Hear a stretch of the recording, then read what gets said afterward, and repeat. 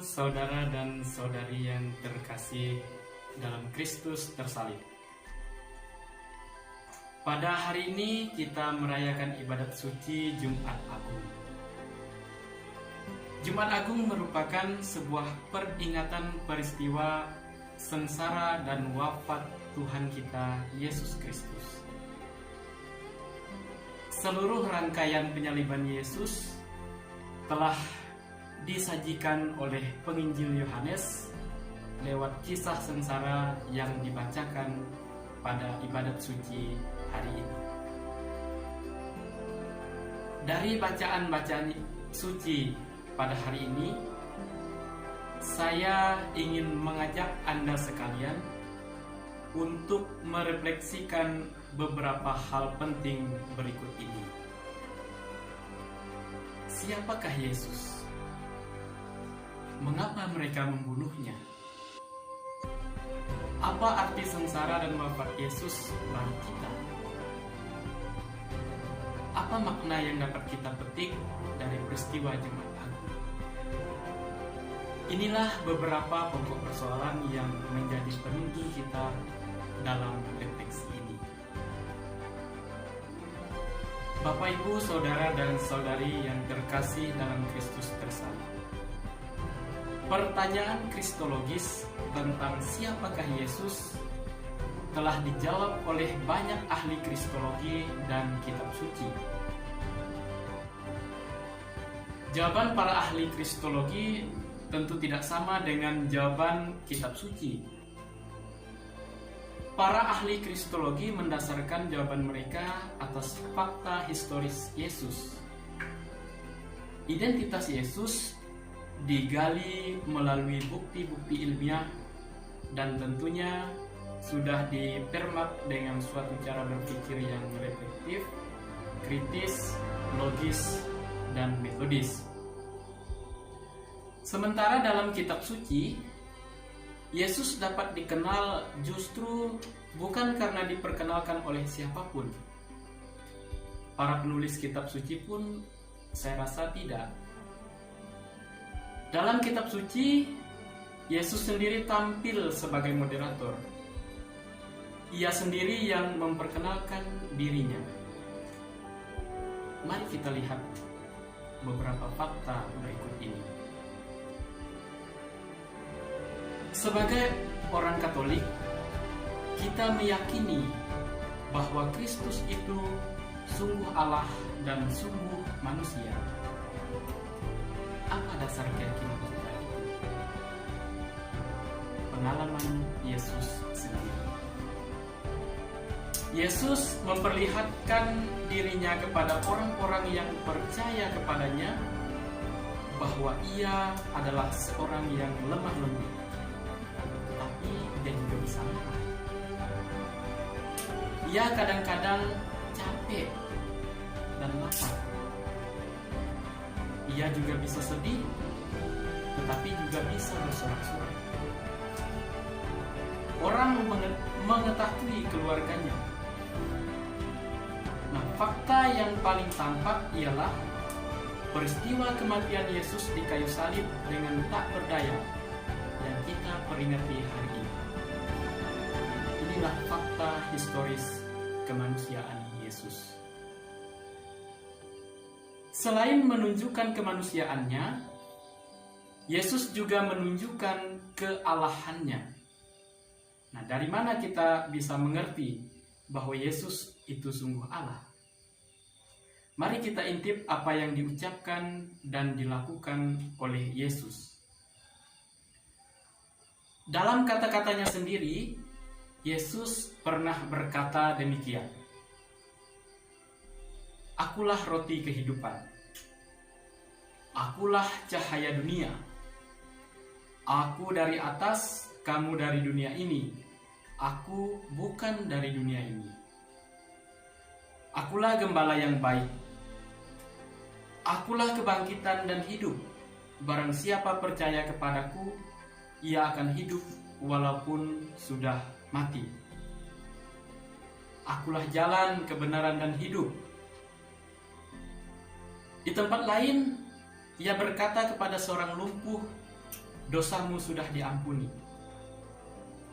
Perkataannya menggambarkan siapa dirinya. Cara bicara seperti ini hanya pantas di mulut Allah. Tetapi Yesus melakukannya dengan penuh kesadaran. Yesus bukan hanya melakukan hal-hal yang hanya boleh dilakukan oleh Allah, melainkan Ia juga mengatakan hal-hal yang hanya boleh dikatakan Allah dengan penuh kesadaran. Dalam segala tindakan dan kata-katanya, Yesus sungguh menunjukkan sesuatu yang luar biasa. Suatu kata dan tindakan yang tidak pernah dilakukan oleh manusia pada umumnya. Dalam kuasa tindakannya, Yesus bisa membuat orang lumpuh bisa berjalan, orang tuli bisa mendengar, orang buta bisa melihat, orang sakit disembuhkan, dan bahkan orang mati dibangkitkan. Ketika berada bersama orang banyak yang mengikuti Dia, ketika mereka terancam kelaparan, Yesus menggandakan beberapa potongan roti dan beberapa ikan, sehingga semua orang yang mengikuti Dia bisa makan dengan kenyang. Akhirnya, tindakan Yesus untuk kepentingan manusia tidak hanya berimbas pada antropologis manusia itu sendiri, tetapi juga terhadap seluruh ciptaan Tuhan. Seluruh ciptaan taat kepada Yesus. Ketika Yesus mengusir setan yang merasuki manusia, setan itu taat. Ketika para murid menghadapi badai topan, Yesus memerintahkan angin untuk mereda, dan angin mereda. Bahwa Ia telah melakukan tindakan-tindakan luar biasa yang sulit dijelaskan dengan kata-kata, itu sudah biasa terjadi di sepanjang sejarah hidup Yesus. Orang-orang merasa bahwa bersama Yesus datanglah keselamatan. Semuanya terjadi dengan sempurna begitu orang percaya bahwa Yesus bisa melakukannya. Kealahan Yesus tampak dari segala kata dan tindakan yang Ia ucapkan dan Ia lakukan. Saat Yesus mengatakan bahwa dosa orang telah diampuni, orang-orang tercengang dan bereaksi. Siapakah Ia ini sehingga Ia dapat mengampuni dosa? Orang-orang tahu bahwa perihal mengampuni dosa hanya boleh dilakukan oleh Tuhan. Orang-orang menjadi tercengang dan heran. Yesus mengatakan hal-hal yang hanya boleh dikatakan oleh Allah sendiri. Yesus tidak salah dalam hal ini, sebab Dia benar-benar Tuhan. Yesus pun konsisten dengan dirinya. Ia tidak muluk-muluk. Secara rutin, Yesus bicara seakan-akan Ia memiliki wewenang Allah sendiri. Bapak, Ibu, saudara dan saudari yang terkasih dalam Kristus tersalib. Mengapa mereka membunuh Yesus? Jawaban yang paling logis ialah karena mereka tidak mengerti kealahan Yesus. Yesus hanya dilihat sebagai manusia biasa, sehingga ketika Yesus melakukan perbuatan-perbuatan serta mengatakan sesuatu yang hanya boleh dilakukan dan dikatakan oleh Allah, mereka menganggap itu adalah hujatan terhadap Allah. Mereka menganggap Yesus menyamakan diri dengan Allah, padahal Yesus adalah Allah. Yesus dihukum mati karena Ia melakukan dan mengatakan segala hal baik yang berasal dari Allah. Mengapa Yesus mau menanggung penderitaan? Padahal Dia sebagai Allah harusnya dapat mengalahkan semua kejahatan musuh-musuhnya. Allah adalah kasih. Yesus adalah kasih. Karena Allah adalah kasih, maka hasrat Allah untuk menolak penderitaan dikalahkan. Apabila Yesus menolak penderitaan, itu artinya dia mengingkari dirinya. Apa arti penderitaan Yesus bagi kita? Sejak manusia dilahirkan ke dalam dunia, manusia dihadapkan pada satu kenyataan, yaitu penderitaan. Penderitaan manusia diakibatkan oleh adanya kejahatan. Ada dua jenis kejahatan dalam dunia. Pertama, kejahatan fisis, dan kedua, kejahatan moral. Kejahatan fisis berkaitan dengan kejahatan yang diakibatkan oleh bencana alam, seperti misalnya banjir, tanah longsor, tsunami, gempa bumi, gunung meletus, penyakit sampar seperti virus corona, dan lain sebagainya. Kejadian-kejadian alam ini seringkali mengakibatkan penderitaan hebat bagi hidup manusia. Sedangkan yang berkaitan dengan kejahatan moral ialah perbuatan jahat manusia. Seperti misalnya pembunuhan, perampokan, pemerkosaan, narkotika, korupsi, ketidakadilan, terorisme, dan seterusnya.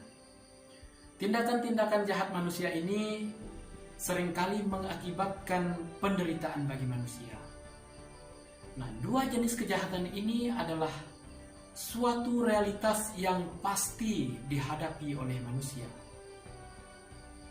Persoalannya adalah manusia menjadi menderita ketika ia menjadi korban dari kedua kejahatan ini. Apabila mengalami penderitaan, manusia mulai mempertanyakan Tuhan. Apakah Tuhan ada? Apakah Tuhan tidak mengasihi manusia sehingga ia membiarkan manusia menderita? Penderitaan membuat manusia menjadi tawar hati. Lantas, bagaimana memaknai penderitaan? Bapak, Ibu, Saudara, dan Saudari yang terkasih dalam Kristus tersalib, penderitaan akan memperoleh makna apabila kita berpartisipasi dalam penderitaan Kristus. Apa artinya berpartisipasi?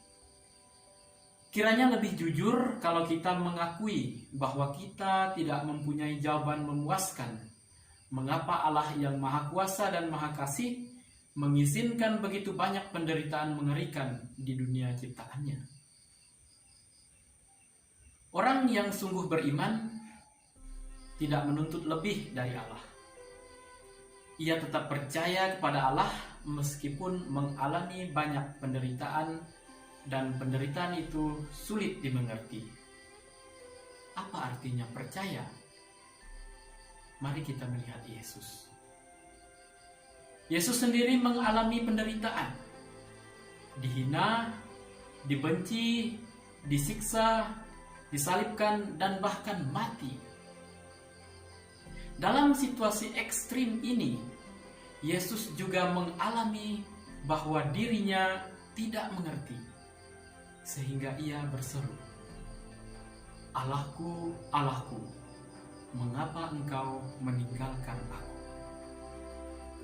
Yesus mengalami dirinya ditinggalkan oleh Bapa. Meskipun Yesus merasa ditinggalkan oleh Bapanya, namun ia tetap percaya. Kepercayaannya itu terbukti saat ia mau mati.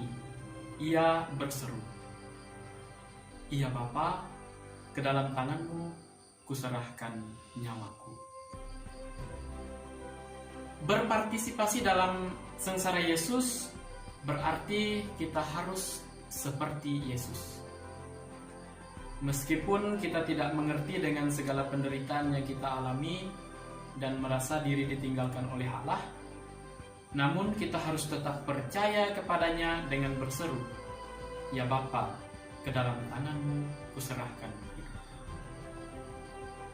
Hanya dengan percaya dan berserah diri secara total kepada Allah, kita mengalami hidup dan penderitaan kita menjadi bermakna. Bapak, Ibu, Saudara, dan Saudari yang terkasih dalam Kristus tersalib. Apa makna yang dapat kita petik dari peristiwa Jumat Agung? Pertama, Jumat Agung mengajarkan kepada kita arti kasih Bapa. Karena kasih, Yesus rela menanggung penderitaan dengan penuh kesabaran dan kerendahan hati. Hendaklah kita juga memiliki kasih itu, sehingga kita pun berani menghadapi penderitaan dengan hati terbuka. Yang kedua, Jumat Agung mengajarkan kepada kita arti cinta. Karena cintanya, Yesus melakukan dan mengucapkan segala sesuatu yang berasal dari Allah. Hendaklah kita juga seperti Yesus, melakukan dan mengucapkan kata-kata yang dari Allah. Dengan demikian, kita akan menjadi penyalur rahmat bagi sesama, sehingga terbentuklah kerajaan Allah dalam dunia. Bapak, Ibu, Saudara-saudari yang terkasih dalam Kristus tersalib, semoga perayaan Jumat Agung menjadikan kita semakin mengenal Yesus, sehingga kita dapat menjadi seperti Dia, berani menanggung penderitaan, berani melakukan dan mengucapkan kata-kata yang berasal dari Allah. Semoga.